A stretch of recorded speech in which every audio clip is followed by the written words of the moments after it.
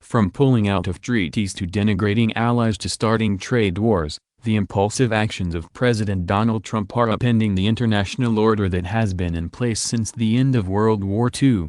But even before Trump's belligerent foreign policy positions, America had been gradually losing its dominant role in world affairs. A power shift among the nations of the world began at the end of the Cold War and has been accelerating this century. It is not as simple as saying America is in decline, since America remains a powerful country. But American global power has been eroding for some time, as I argue in the Foreign Policy Association's Great Decisions 2018 volume. The power of other countries has grown, giving them both the ability and the desire to affect global affairs independently of U.S.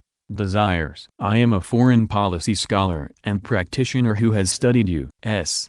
foreign policy through many administrations. I believe this global trend spells the end of the exceptional nation Americans imagined that they were since the nation was founded, and the end of the American era of global domination that began 70 years ago. We are no longer the indispensable nation celebrated by former Secretary of State Madeleine Albright at the end of the last century. Pax Americana no more. Since the end of World War II, the U.S. has been the central player in the international system, leading in the creation of new international organizations like the United Nations, NATO, the International Monetary Fund and the World Bank. American diplomacy has been essential to multinational agreements on trade, climate, regional security and arms control. Americans could and did claim to be at the center of a rules-based international order. Those days are gone. Not only do China and Russia contest America's global role, a growing number of other countries are asserting an independent and increasingly influential role in regional economic and security developments. Neither American political party has come to grips with this sea change. Until they do, U.S. global actions are likely to be less effective, even counterproductive. Who's on top? The power shifts are increasingly visible. In the Middle East, the U.S. hoped for decades to isolate Iran as a pariah and weaken the regime until it fell. Today, that goal is unimaginable, though National Security Advisor John Bolton continues to imagine it. Iran is and will remain an increasingly assertive and influential power in the region, defending and promoting its interests and competing with the Saudi regime. The Russians are in the Middle East region for good, building on their long-standing relationship with the family of Syria's dictator. Turkey, a rising regional power, acts increasingly independent of the preferences of the U.S., its NATO ally, playing its own hand in the regional power game. The U.S. helped unleash these trends with the strategically fatal invasion of Iraq in 2003, fatal, because it permanently removed a regional leader who balanced the power of Iran. The failure to create a stable Iraq stimulated regional religious and political conflicts and rendered ineffective subsequent U.S. efforts to influence current trends in the region, as the continually ineffective policies in Syria show. In Asia, decades of U.S. condemnation and efforts to contain the rise of Chinese power have failed. An assertive China has risen. China now plays almost as powerful a role in the global economy as the U.S. It has defended an authoritarian model for economic growth, armed artificial islands in the South China Sea, and built a military base in Djibouti. China has created new multilateral organizations for security discussions and one for infrastructure loans, which the U.S. declined to join. It has developed a global lending program, the Belt and Road Initiative, and has stepped into a stronger global role on climate change. And China is spreading its political and economic influence into Africa and Latin America. The U.S. cannot slow Chinese economic growth nor contain its power. China is changing the rules, whether the U.S.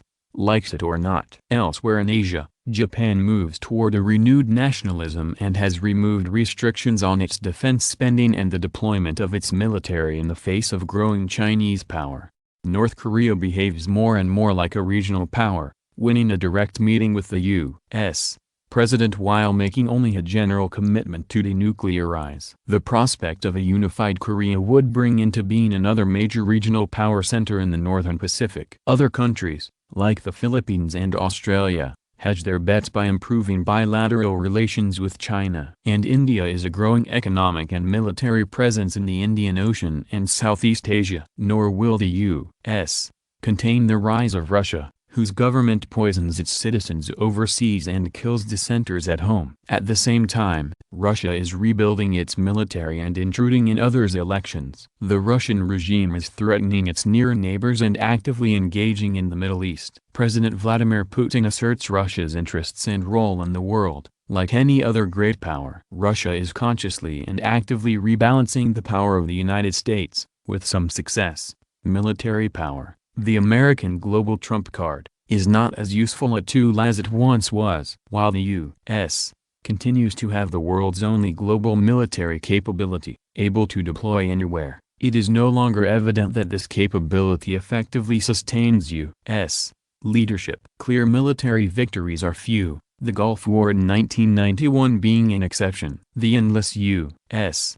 deployment in Afghanistan carries the whiff of Vietnam in its inability to resolve that country's civil war. Meanwhile, the militaries of other countries, acting independently of the U.S., are proving effective, as both Turkish and Iranian operations in Syria suggest. Abroad at home, the transition to this new era is proving difficult for American policymakers. The Trump America First foreign policy is based on the view that the U.S.